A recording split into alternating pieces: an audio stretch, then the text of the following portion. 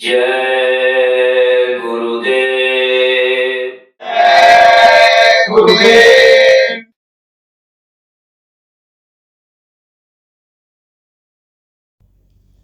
जय गुरुदेव। जय गुरुदेव। निराली है सत्य गुरु ये लीला तुम्हारी। निराली है सतगुरु ये लीला तुम्हारी। समझ कौन सकता है महिमा तुम्हारी। समझ कौन सकता है महिमा तुम्हारी। जिसे जैसे चाहो बना कर निकालो। जिसे जैसा चाहो बना कर निकालो। यह सर्व सृष्टि है नाट्य शाला तुम्हारी। यह सर्व सृष्टि है नाट्य शाला तुम्हारी। निराली है सत्य गुरु ये लीला तुम्हारी। निराली है सतगुरु ये लीला तुम्हारी। नटों में कभी जब तुम आते हो नायक। नटों में कभी जब तुम आते हो नायक। तो ले आती है तुमको इच्छा तुम्हारी। तो ले आती है तुमको इच्छा तुम्हारी। निराली है सत्य गुरु ये लीला तुम्हारी।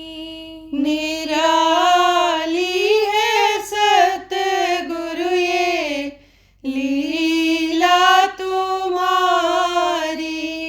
जो है तेरे प्रेमी वो यह चाहते हैं। जो है तेरे प्रेमी वो यह चाहते हैं। हृदय में रहे प्रेम प्रतिमा तुम्हारी।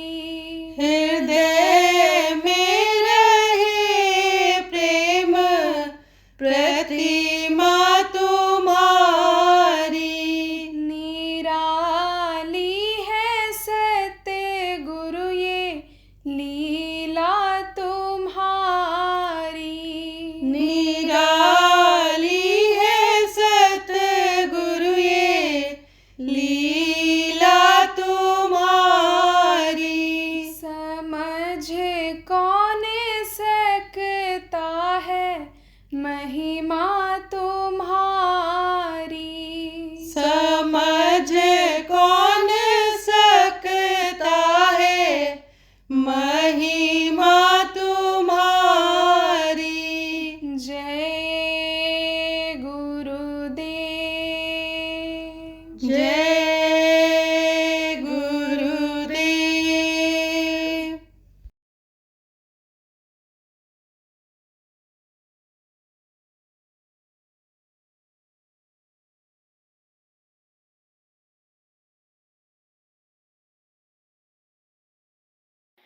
रविवार के दिन पूरे देश में ही नहीं, बहुत से देशों में भी छुट्टी रखते हैं। क्यों छुट्टी रखते हैं, क्यों आराम कराते हैं? शरीर को आराम की भी जरूरत होती है। कुछ चीजें ऐसी होती हैं कि जो नुकसान करती हैं, जैसे गर्मी ज्यादा अगर हो जाए तो नुकसान करती है, ठंडी ज्यादा पड़ जाए तो नुकसान करती है। तो दोनों से बचत करनी पड़ती है। कुछ देश ऐसे हैं यहाँ ठंडी ज्यादा होती है, कुछ देश ऐसे हैं गर्म है यहाँ गर्मी ज्यादा होती है। तो ये जो दिन है ये देवताओं के नाम से बनाए गए और इनका प्रभाव इस दिन इनके नाम से बनाया गया है ज्यादा रहता है। जैसे महीने का प्रभाव होता है इनके नाम से होता है, उनका प्रभाव असर उस महीने में ज्यादा रहता है। इसी तरह से दिन में भी रहता है। अब जैसे रवि मन होता है सूरज, तो सूरज की गर्मी अन्य दिनों की अपेक्षा ज्यादा रहती है। तो जो गर्म देश में शरीर को गर्मी से बचाने के लिए उनके लिए यह मुफीद है आराम करना, छुट्टी रखना। जो ठंडे देश हैं उन देशों में भी गर्मी की जरूरत पड़ती है। तो बहुत से लोग देखो धूप में क्यों बैठते हैं, सूरज की गर्मी लेना भी जरूरी होता है। कहते विटामिन डी की कमी हो गई, सूरज की रोशनी में बैठो। सूरज अन्य सुंदर पांचों देवता में ज्यादा महत्व रखते हैं। आप ये समझो कि सूरज का निकलना जब बंद हो जाता है, छिप जाते हैं, वो बादलों के बीच में छिप गए, अन्य समय लोग किसी भी चीज में छिप गए और धरती पर अन्य की रोशनी नहीं पड़ी, गर्मी नहीं पड़ी, तो असर आता है। आदमी को धूप में लगे शरीर पीला होने लगता है, कमजोरी आने लगती है, हड्डियां कमजोर हो जाती हैं। तो डॉक्टर कहते हैं कि सूरज की रोशनी लो, धूप में बैठो, पौधे देखो, अन्य खराब हो जाते हैं। कहते हैं गर्मी नहीं लगी, धूप नहीं निकला, इसलिए फल नहीं लगा, तो पौधा कुबला गया। बरसात में यानी पौधा सड़ गया, फल नहीं लगा, दाने कमजोर हो गए। तो ये अन्य समझ लो कि बहुत कुछ निर्भर करता है यहाँ का खाने पीने का इंतजाम, और जिस शरीर के लिए इंतजाम करते हैं चीजों का, उस शरीर के लिए भी गर्मी की जरूरत होती है। आप देखो सूरज की गर्मी की वजह से अंदर जो बीज पड़ा रहता है कोई डालता नहीं है, लेकिन उनकी गर्मी के असर से ही अंदर में जो धरती के अंदर में ठंडी रहती है वो उनको ऊपर उठा देती है, फेंक देती है, ऊपर आ जाते हैं और वही पौधे हो जाते हैं। और वही सूरज की गर्मी समझो की किरणें उन पौधों को बड़ा कर देते हैं। पहाड़ों पर आप देखो जहाँ बरसात कम भी होती है वहां भी ऊंचाई पर पेड़ लगे हुए रहते हैं और हरा भरा रहते हैं। तो अलग अलग दिनों का अलग अलग महत्व है और अलग अलग नाम से ये दिन बनाए गए हैं।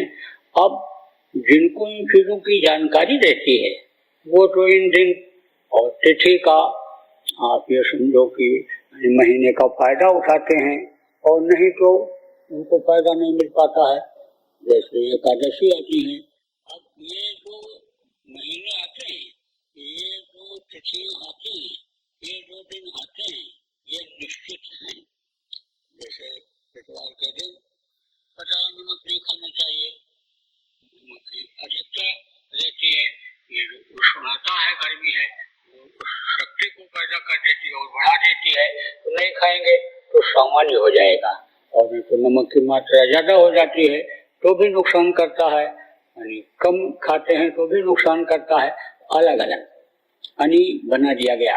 एकादशी को बिल्कुल समझ लो कि उस वक्त पर सिस्टम एकदम से कमजोर हो जाता है। पाचन शक्ति का इतने दिन के बाद 10 दिन के बाद यानी पावर कम हो जाता है। तो कहते उपवास रहो, उपवास करो, कुछ मत खाओ, नींबू निचोड़ो पानी में और वही पी जाओ।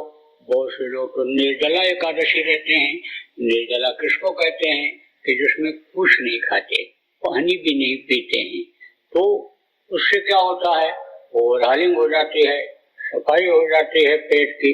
तो जब ऋषि मुनियों के पास जिनको इस चीज की जानकारी रहती थी, संतों के पास जिनको जानकारी रहती, यानी उनके पास जब आते जाते रहते थे तो इतनी दवा की जरूरत नहीं पड़ती थी, इतने अन्य समझो संयम नियम, इतने परहेज, इतने योग की जरूरत नहीं पड़ती थी। उस वक्त पर संयम अपने आप लोगों को मालूम हो जाता था, करने लगते थे। डॉक्टर के पास इलाज कराने के लिए उनको नहीं जाना पड़ता था। आज तो डॉक्टर डायग्नोज करता है, वो ये पता लगाता है डॉक्टर कि इनको क्या रोग है, उस रोग की जानकारी यानी उनको खुद मालूम हो जाती थी कि इन चीजों के खाने की वजह से हो गया, इन चीजों के इस्तेमाल की वजह से हो गया, शरीर में अनियमितता हो गई, सोने में, उठने बैठने चलने में, तो ऐसा हो गया। तो कहते हैं घर का वैद्य लोग रहते थे, घर के डॉक्टर लोग रहते थे। देखो अपना असर कुछ न कुछ ये डालते हैं। ग्रह नक्षत्र लोग कहते हैं ना कि इनको राहु लग गए, इनको केतु लग गए, इनको ये लग गया, इनको लग गया। असर तो इनका थोड़ा बहुत होता है, लेकिन असर को मिटाने के भी तरीके होते हैं। जैसे ये दिन है तो दिनों के लिए कहा गया सोम शनिचर पूर्व में चालू दिशाएं हैं, पूर्व पश्चिम उत्तर और दक्षिण। कहते सोम और शनिवार को, सोमवार को और शनिवार को पूर्व दिशा की यात्रा अच्छी नहीं होती है। मंगल बुध उत्तर दिश कालू, मंगल और बुध को उत्तर नहीं जाना चाहिए। और समझो कि शुक्र पश्चिम न करे पयाना, न पयान करे, न जाए शुक्रवार को। और बृहस्पति दक्षिण जो करे पयाना और फिर ना समझो घर वापस आना। तो ये दिशाओं में जो प्रस्थान होता था ये कुछ न कुछ अपना असर डालता था। कैसे डालता था असर? जैसे सूरज की जो ये अन्य समझो की चमक है और ये जो गर्मी है और ये जो अन्य समझ लो की तिथियों का असर है, यह लोगों को असर डालता था। लेकिन कहते हैं कि ठंडी के महीने में गर्म चीज खानी चाहिए, हल्दी खाना चाहिए, गरम मसाला खाना चाहिए। जिनके पास कमी खाने पहनने की नहीं, पैसे वाले लोग हैं, उनको बादाम खाना चाहिए, काजू खाना चाहिए, कि जिससे समझो कि इनका असर ठंडी का नहीं होगा। गर्मी के महीने में तरबूज खरबूजा खाना चाहिए, शरीर को पानी की जरूरत होती है, खीरा खाना चाहिए, तो पानी की कमी नहीं होने पाएगी।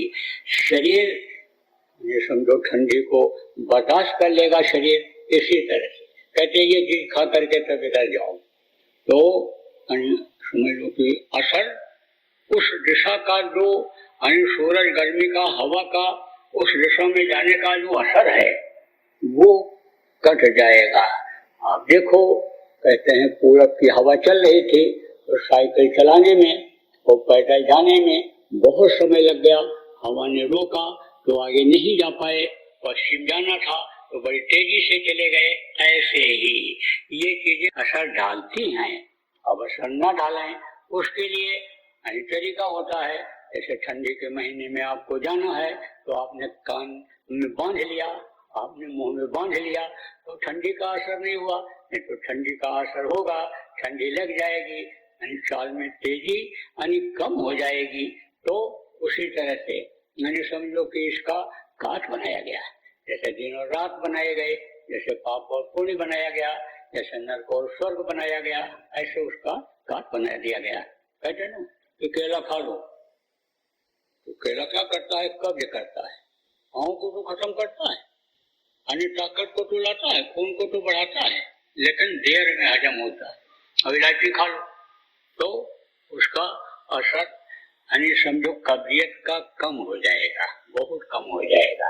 आलू की सब्जी ताकतवर होती है लेकिन चिकनाहट पैदा कर देती है, आँव बना देती है और अगर उसमें अजवाइन डाल दिया जाए तो उसका असर कम हो जाता है, गरिष्ठता ऊर्ध्व की डाल की कम हो जाती है। जब उसमें हींग डाल देते हैं, यानी समझो उसके साथ दही का प्रयोग कर लेते हैं, छाछ मट्ठे का प्रयोग कर लेते, तो ये चीजें यानी जो जानकार लोग थे वो बताते थे। घरों में बहुत से लोग ऐसे होते थे जिनको इन चीजों की जानकारी होती थी और वो बच्चों को बताते थे, अब भी बताते हैं, देखो इसके साथ ये मत खाना, यानी 2 खट्टी चीज मत खाना, दूध और दही इसको साथ मत खाना, और जो है कटहल का खोया खा करके और पान कभी मत खाना, तो फूल जाएगा एकदम से अंदर पेट, हथेलियां साफ जाम हो जाएंगी, खत्म हो जाओगे।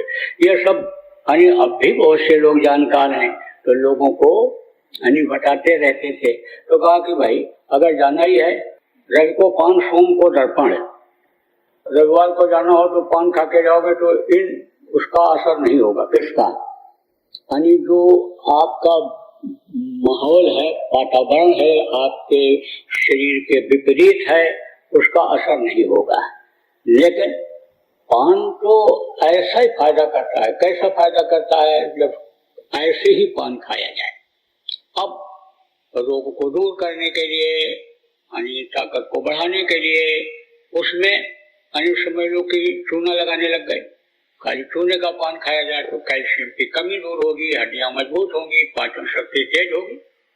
और उसमें लोग सुपारी डालने लग गए, क्योंकि सुपारी का यानी समझ लो कि काम क्या होता है? पेट में पड़ी हुई चीज को हजम करना। अब सुपारी डालने लग गए उसको स्वादिष्ट बनाने के लिए, यानी समझ लो उसमें पपीता का टुकड़ा यानी मिला लेते हैं उसमें, किसमें? यानी मीठी चीज में, यानी खाण में या ऐसी चीजों में मिला देते हैं, मिला बना के उसमें डालते हैं, तो वो और हजम करने की मात्रा को बढ़ा देता है पान। लेकिन जब उसमें तंबाकू डालने लग गए तो वो नुकसानदेह हो गया, वो और जहरीला हो गया। अब उसका स्वाद अच्छा लगता है। देखो तांबूल यानी हर पूजा पाठ में प्रयोग करते हैं, जो भी पुरानी पद्धति से कथा भागवत या अनुष्ठान इस तरह का लोग करवाते हैं, जो विद्वान लोग हैं जिनको पंडित जी महाराज विद्वान कहते हो, वो रखवाते हैं। उसमें कहते हैं देवताओं को प्रिय है। वो तांबूल को यानी समझ लो कि मुंह में धीरे धीरे धीरे चूसते रहो तो समझ लो कि उसका बहुत अच्छा असर रहेगा। धीरे धीरे वो जो तत्व है, सत्य है, वो अंदर जाएगा, धीरे धीरे काम करेगा। और एकदम से अगर कोई चीज आप खा लोगे तो एकदम पेट में जाएगा और वो पाचन प्रक्रिया में चला जाएगा। तो फिर पाचन प्रक्रिया में चला जाएगा तो उतनी देर तक असर जो उसके अच्छाई का है, उसके जो काम करने का है, वो असर उतना नहीं करता है। फिर तो वो मल के रूप में परिवर्तित हो जाता है, उसका रूप परिवर्तित हो जाता है। इसीलिए तो बहुत से वैद्य लोग भी कहते हैं, डॉक्टर लोग भी कहते हैं कि ये गोली मुंह में रख लो और धीरे धीरे धीरे धीरे इसको चूसते रहो। तो लोगों ने कहा कि भाई इसको ज्यादा देर तक मुंह में रखा जाए और इसका रस लिया जाए तो तंबाकू जहरीली चीज उसमें डालने लग गए। तो कहा कि पान फायदा करता है, यानी मंगल को गुड़ करिए अर्पण। मंगल को अगर कहीं जाना हो तो थोड़ा सा गुड़ खा लो तो वो असर कम हो जाएगा। और बुध को धनिया खाना चाहिए, धनिया खा के जाओ तो असर नहीं होता है इसका। और बृहस्पतिवार को जीरा का 1-4 दाना मुंह में डाल लो तो उन परिस्थितियों का वो जो हवा पानी का गर्मी का असर उतना, वातावरण का असर उतना नहीं होगा। तो बृहस्पति जीर और शुक्र कहें मैं दही बिन पीर, यानी शुक्रवार को दही खा करके जाने से यानी ठीक रहता है। और कहें शनिचर अदरक पाऊं और सुख संपत्ति घर ले वापस आऊं, अदरक उस दिन फायदा करता है। तो अब आप ये समझो कि ये अलग अलग ऋतुएं और अलग अलग दिन और अलग अलग तिथियां ये बनाई गई थी। तो आज है रविवार, तो बहुत से लोगों को छुट्टी रहती है, तो ये इच्छा रहती है कि कुछ सुना जाए सत्संग। तो अभी भी सुन रहे होंगे लोग, इन्होंने यहाँ पर वो मशीन लगा दिया है, बहुत से लोग सुन रहे होंगे। देखो ये जीवात्मा जब सतलोक से उतारी गई तो ये बहुत घबराई हुई सी थी एकदम कुछ समझ में नहीं आ रहा था। तो उन्होंने सोचा कि एकदम से नीचे उतारना ठीक नहीं रहेगा, आदत डाल करके, जैसे बच्चे को बहुत टाइट कर दो पढ़ाई लिखाई के लिए, उसके लिए तो बहुत परेशान हो जाता है मानसिक रूप से, शारीरिक रूप से। धीरे धीरे धीरे देखो, काफी खिला करके, बिस्कुट खिला करके, एक एक गिनती गिना करके जो अच्छे शिक्षक होते हैं वो बच्चे को पढ़ा देते हैं। ऐसे ही कोई बहुत सख्त नियम नहीं चलता है, धीरे धीरे धीरे आदत डाल दी जाती है। तो धीरे धीरे उन्होंने नीचे इधर उतारा। अब इसकी आदत बनी इधर कहीं, फिर नीचे उतार दिया। सतलोक से भवन गुफा में आई, भवन गुफा से महाशून्य में आई, और फिर इधर आपके ब्रह्मस्थान पर आई, और फिर उसके बाद में जिन्होंने मांगा था उनके पास आ गई, जिनको ईश्वर कहा गया, खुदा कहा गया, उनके पास इधर शायद कमल में इधर आ गई। तो पहले जब ये सतलोक में थी तो निर्बंधन थी, वहां कोई बंधन नहीं था, एकदम आजाद, परम स्वतंत्र, न सिर पर कोई, यानी जो मन कहे करो तुम सोई। वहां तो मन तो था नहीं, लेकिन ये उसी आधार पर मन के लिए बताया गया कि मन के ऊपर जब किसी के ऊपर कोई अंकुश नहीं रहता है, पत्नी के ऊपर, पति के ऊपर, भाई के ऊपर, बेटे के ऊपर, दफ्तर में यानी आप समझ लो कि माताहत के ऊपर जब कोई अंकुश नहीं रहता है तो मनमानी लोग करते हैं। जब अधिकारी कमजोर पड़ जाता है तो दफ्तर के बाबू लोग पान खाने लिए चले जाते हैं, 4 बार चाय पीने चले जाते हैं, घंटों वहां बात करते रहते हैं। तो कहने का मतलब ये है कि कहा गया जो मन में आ रहा हो वही करो, जब स्वतंत्र हो, आजाद हो। जैसे आज लोग सोच लिए कि देश आजाद हो गया तो हम भी एकदम आजाद हो गए, और जब रोएंगे, चिल्लाएंगे, पैर पटकेंगे, हड़ताल तोड़फोड़ आंदोलन करेंगे तो धन मिलेगा ही, वो तो ले ही लेंगे, हम कहेंगे हमारा अधिकार है, फंडामेंटल राइट है ये। तो आप ये समझो ये आजाद थी, इन पर कोई अंकुश नहीं था जब ये सतलोक में थी। लेकिन जब इधर नीचे के लोकों में उतारी गई तो उन लोगों के हिसाब से जो नियम था उनका इनको पालन करना पड़ा। बंधन में आई, नीचे उतरते उतरते यानी जैसे जैसे जहाँ का नियम वैसा इनको पालन करना पड़ा जीवात्माओं को। जैसे आप भारत देश में रहते हो, आप नेपाल चले जाओ, आप ऑस्ट्रेलिया चले जाओ, आप इंग्लैंड हालैंड चले जाओ, तो वहाँ का नियम जो है उसका पालन आपको करना पड़ेगा। आजादी तो कुछ बातों की सब जगह पर है, और रोटी कमाने के, खाने के, चट्टी पेशाब करने की व्यवस्था तो सभी देशों में है, लेकिन इसके अलावा भी कुछ और नियम कानून हैं।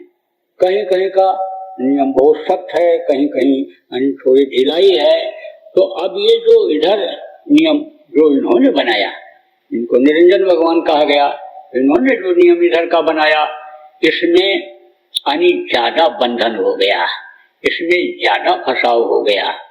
तो इन्होंने जब इधर सृष्टि की रचना किया, इन्होंने ब्रह्मा विष्णु महेश 3 बच्चों को पैदा किया, देवी देवता इनकी जब व्यवस्था करवाई, तो आप ये समझो कि इन्होंने एकदम से बिल्कुल जैसे जकड़ दिया। पैदा होते ही अन्य समझ लो शरीर के पाते ही बंधन में बंध गई ये जीवात्मा। आप ये समझो कि नीचे उतरते उतरते बंधन में हो गई है। ऊपर निर्बंधन थी, फिर कारण शरीर के बंधन में आई, फिर सूक्ष्म शरीर के बंधन में आई, और फिर आप ये समझो लिंग शरीर के बंधन में आई, और फिर ये स्थूल शरीर के बंधन में आ गई। तो जब प्रवेश की गई माँ के पेट में और इसका विकास शरीर का होने लग गया, तभी से बंधन में हो गई। डालते समय ही ऊपर का संपर्क इस तरह से ढीला हो गया कि वो उस रास्ते से जा नहीं सकती थी। देखती तो है जीवात्मा माँ के पेट में कि हम कहाँ से आए हैं, कहाँ आई, उतारे गए, कैसे क्या है, उसको दिखाई तो पड़ता है लेकिन जा नहीं सकती। तो एकदम से जो है वो बंधन में बन गई है। शरीर के बंधन, शरीर बनते ही 5 तत्वों के शरीर के इस बंधन में बन गई। जब बाहर निकले तो लड़का बन करके पैदा हुए, लड़की बन करके पैदा हुए। अब किसके बंधन में है? माँ बाप के बंधन में। देखो लड़का कहीं जाने लगता है, कैसे माँ जाती है, बाप कहता है अरे उधर मत जा, भाई कहता है उधर मत जा, अगर हम लोग की कोई चीज खाने लगना तो सब रोकता है वो, तो ये बंधन तो हो गया। हाथ से काम नहीं कर सकते मन के हिसाब से, खा नहीं सकते, चल नहीं सकते, बंधन में हो गए। और जो माँ बाप हैं वो भी बंधन में। जब लड़का पैदा कर दिया, गृहस्थी बसा दिया, तो अब उनकी देख रेख करना जरूरी है। जो जानवर पाल लिया, कुत्ता पाल लिया, बहुत से लोग इसलिए नहीं निकल पाते हैं कि हमारे कुत्ते को कौन खिलाएगा, सत्संग में चले जाएंगे तो कुत्ता मर जाएगा, कुत्ते को क्या करेंगे। तो ऐसे ही अन्य समझ लो कि ये बंद और बड़े हुए। लड़की थी, शादी हो गई, लड़के थे, बड़े हुए, शादी हो गई, अब वो बंधन हो गया, पति का बंधन, पत्नी का बंधन, हर ज्यादा करना है, एक दूसरे के कर्तव्य का पालन करना है। क्योंकि गृहस्थ आश्रम में कर्तव्य का पालन ज्यादा हो पाता है। आप समझो कि ज्यादा चिंता फिक्र किसी बात की नहीं रहती है, क्योंकि ये गृहस्थ आश्रम की एक व्यवस्था है कि भाई बच्चा पैदा हो, उसको पढ़ाओ लिखाओ, नौकरी काम में लगाओ, कमा करके लावे, खाए और खिलावे, खेती करके लावे, व्यापार करके लावे, नौकरी करके लावे, कैसे भी हो। बहुत से लोग क्या करते हैं, खेती में अन्न पैदा करते हैं तो भर कर साल भर का खाने का रख लेते हैं, नौकरी करते हैं, जब सीजन में गेहूं पैदा होता है, धान पैदा होता है, चना पैदा होता है, पूरे साल का खरीद करके रख लेते हैं, निश्चिंत रहते हैं। मजदूर जब इकट्ठा कर लेता है बचा करके तो मजदूरी नहीं लगती है, तो भी कहता है चलो अन्न है, रोटी बना के खा लेंगे। लेकिन घर से जो निकल गया, जो साधु बन गया, त्यागी जिसको कहते हैं, सन्यासी बन गया, तो त्याग तो किया, लेकिन रोटी की जरूरत है, कपड़े की जरूरत है, तो उसके लिए और बंधन हो जाता है और उसको चिंता करनी पड़ती है। मजदूर की मजदूरी नहीं लगी, लॉकडाउन हो गया, नौकरी नहीं लगी, छूट गया, लेकिन जो घर में रखे हुए है उसको खा तो लेगा, परेशान तो नहीं देगा, संतोष तो रहेगा उसको। लेकिन जो साधु है घर से नहीं निकल सकता, लोगों के यहाँ पहुंच नहीं सकता, कोई उसको खिला नहीं सकते, जंगल में रहने वाला, वो तो परेशान हो जाएगा। आप ये समझो कि बंधन में और बन जाता है। जब धर्म युद्ध होगा, धर्म युद्ध जानते हो किसको कहते हैं?